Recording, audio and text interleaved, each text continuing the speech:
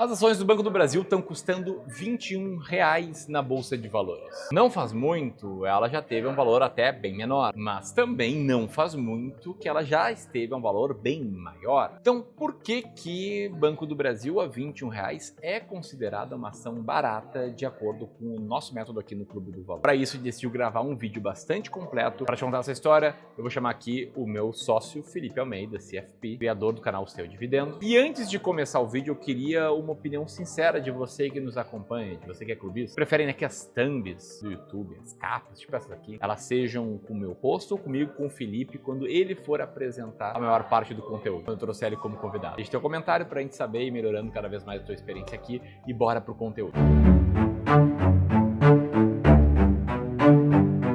Bora lá, antes de mais nada, para a gente entender o caminho que o banco vai seguir daqui para frente, a gente precisa entender o que é que o trouxe até aqui e qual é o momento atual do banco. O fato é que vários fatores fizeram com que o Banco do Brasil tivesse uma performance negativa até agora. Se a gente olha para a cotação de um ano para cá, a queda foi de mais ou menos 15%. Sendo que nesse mesmo período, o Ibovespa subiu praticamente 35%. A gente está falando de uma distância de 50% aqui. Ou seja, para quem tem R$ 1 milhão investido, essa diferença significa R$ 500 mil em um ano. E não é como se todos os bancos tivessem caído, fosse uma crise setorial na Bolsa, não. Outros bancos, como é o caso do próprio Banco Itaú ali, subiu 39%, até mesmo mais do que o Ibovespa. E isso tudo aconteceu em um ano, e em 2025, em que as expectativas para o Banco do Brasil eram, na verdade, muito positivas. Muita gente via ele se valorizando 50% e não caindo, como foi o caso. Até porque, naquele início de 2025, o banco via de uma situação completamente diferente. Era uma alta de mais de 100% nos últimos ciclos. Mas aí começaram a vir todos os problemas que a gente vive até agora.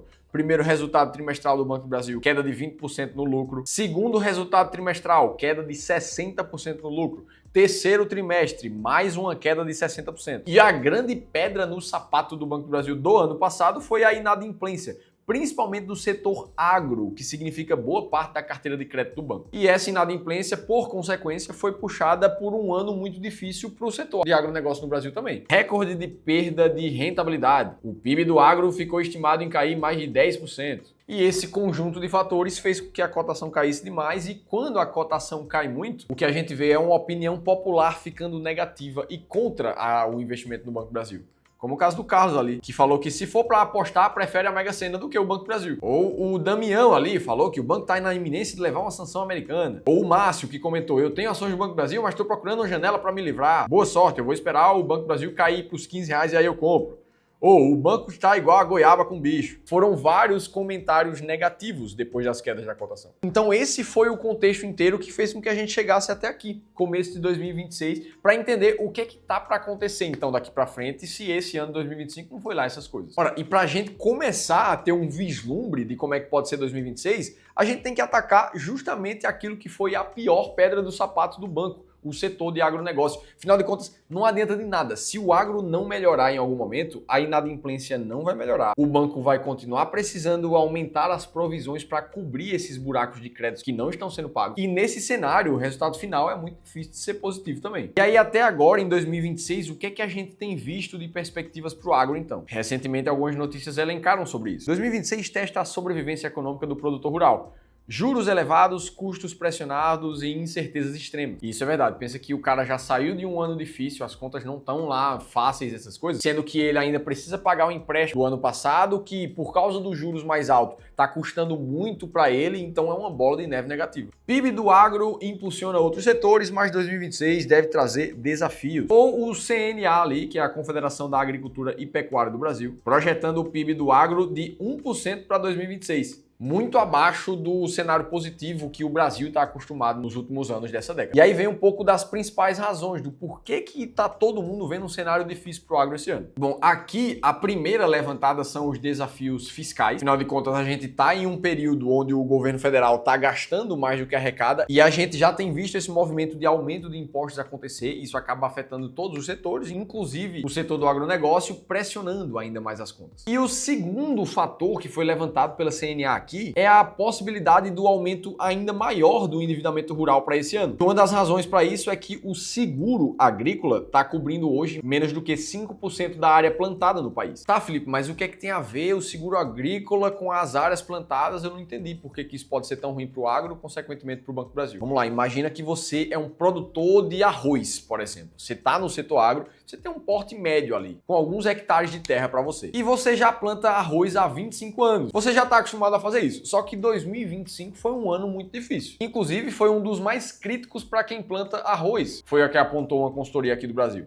Ora, então se o ano passado já foi muito difícil, é natural que a tua rentabilidade ela caiu bastante. E aí, sem rentabilidade, sem lucratividade para a tua companhia, naturalmente você precisou fazer empréstimo, até porque você precisa de investimentos para o novo ciclo de plantio do arroz. E o seu foco principal em 2025 foi continuar vivo, pelo menos se manter em pé. E aí virou 2026. As contas seguem apertadas e dessa vez você decidiu por não contratar seguros para a tua terra inteira. Afinal de contas, quando o empreendedor está precisando de dinheiro, ele começa a encontrar formas de cortar custos. E nesse ano, o setor agro como um todo decidiu cortar custos na parte de seguros. E aí imagina que você, produtor de arroz, só colocou seguros em 5% da tua propriedade rural. E é justamente aqui que mora o problema, segundo a CNA. Imagina que a gente vive um efeito climático extremo novamente, que isso destrói uma parte da plantação de arroz que você tem ali, leva 20% mais ou menos, você só tem 5% segurado, os outros 15% foram perdidos por totalidade. E é justamente aqui que a gente veria uma nova onda de empréstimos sendo tomado pelo setor agro para cobrir esse tipo de rombo que o seguro não estava lá para cobrir. E infelizmente, cenários de clima extremo não são coisas tão difíceis assim de acontecer. Se a gente volta para notícias de 2 anos e meio mais ou menos atrás, o clima extremo gerou 180 bilhões de reais em perdas, onde o agronegócio concentrou 50% desses danos. Nem precisa ir muito longe. No final do ano passado, efeitos climáticos extremos, como chuva de granizo, causou prejuízo muito grande para produtores rurais. Em 2023, a seca no Rio Grande do Sul prejudicou culturas de soja, milho e arroz. Então esse tipo de coisa acontece. E a expectativa para 2026, segundo os meteorologistas, ainda mais instável e extremo do que foi em 2025. Então, se a gente olha para isso tudo aqui, a gente começa a entender que a narrativa para o setor agro ela começa o ano muito ruim já de novo. E isso pode afetar o Banco do Brasil. Agora, a gente precisa lembrar, principalmente nesses momentos de narrativa mais difícil, que a perspectiva do futuro, ela nem sempre se traduz em realidade. E eu vou além ainda, esse tipo de previsão, ela quase nunca se traduz em realidade. Basta a gente olhar as principais estatísticas do próprio mercado financeiro, onde o Boletim Focus errou as projeções para a Selic em 16 dos últimos 21 anos. Esse número ficou ainda maior depois do ano passado. E o próprio mercado financeiro errou 95% das suas previsões sobre a economia e bolsa desde 2021. No próprio caso do Banco do Brasil, a gente viu agora há pouco, no início de 2025, a expectativa é que o Banco do Brasil só subisse mais de 50%. E não foi isso que aconteceu. É por isso que a gente não faz a mínima ideia do que é que a gente vai estar falando aqui nesse canal, nesse assunto de Banco do Brasil e de agro no final de 2026. E o fato é que mesmo com todas essas dificuldades, tem gente no mercado que também está olhando com bons olhos para o Banco do Brasil. Como é o caso do investidor internacional, que desde o final do ano passado começou a aumentar as posições no Banco do Brasil, em entrevista para o Banco BTG. Além disso, outros grandes investidores do Brasil enxergam esse momento do banco como passageiro. É o caso do Luiz Bassi, que investe há mais de 50 anos no Banco do Brasil e está enxergando muito claramente que essa onda vai passar, o banco vai se recuperar e vai voltar para casa das cotações em mais de R$30. Então é narrativa negativa de um lado, é investidor tomando a decisão de comprar ainda mais do outro. Esse ano vai ser mais um onde muita gente vai continuar dizendo que o banco não vale mais a pena porque caiu muito. Porque esse ano é ano de eleições e a gente está falando de uma estatal. Vai vir todo tipo de narrativa pela frente. Inclusive, o que é que você está achando do Banco do Brasil daqui para frente? Você vai aumentar posições esse ano, mesmo com eleições pela frente, mesmo com juros altos, mesmo com inadimplência? Me conta aqui embaixo. E aí fica a última pergunta dessa história. Como é que a gente gosta de tomar decisões aqui no Clube do Valor? Por que é que desde o começo do vídeo eu disse para vocês que o Banco do Brasil está extremamente barato nesse momento, mesmo a R$21? É isso que eu quero te mostrar a partir de agora. Desde o começo da nossa história aqui no Clube do Valor, há mais de 10 anos atrás, a gente decidiu uma coisa que embasa a nossa filosofia de investimentos até hoje. A gente nunca vai tomar decisões com base em narrativas, com base em previsão do futuro. Todas as decisões de investimentos que a gente faz são 100% focadas em dados, em estratégias que são comprovadas ao longo do tempo. É exatamente o que a gente está fazendo nesse momento no caso do Banco do Brasil. E aí, se a gente for olhar os principais números do Banco do Brasil nesse momento, a gente vê a cotação ali em pouco mais de R$21.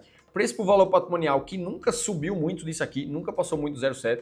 Dividend yield nesse momento que está em 5 e o preço sobre lucro está em 9,5. E aqui para baixo a gente tem mais alguns números interessantes. O payout da companhia que está em 52% tende a cair para 45%, como a própria companhia já falou. O EV/EBITDA está em 21%. Só que quando a gente quer saber se uma empresa está barata ou não, a gente já tem critérios claros que a gente bate o olho diretamente. Um desses critérios está explicado aqui nesse documento que a gente fala da estratégia das ações mais baratas da bolsa, a gente chama de Book to Market, está abreviado aqui em BTM, que nada mais é do que comparar o patrimônio líquido de uma companhia com o seu valor de mercado atual. Se a gente for fazer uma analogia do Book to Market para que você entenda na sua vida real como é que isso funciona, pensa agora que você tem um apartamento que está no seu nome e você está interessado em vender esse apartamento. E aí você já fez a avaliação de preço para saber quanto ele realmente vale. Nos arredores do seu apartamento você já viu outras vendas em valores que você sabe que são justos. Você sabe a quantidade de quartos, você sabe o dinheiro que você gastou para fazer reforma naquele apartamento. E depois disso tudo, você sabe que aquele apartamento tem que custar R$1 milhão.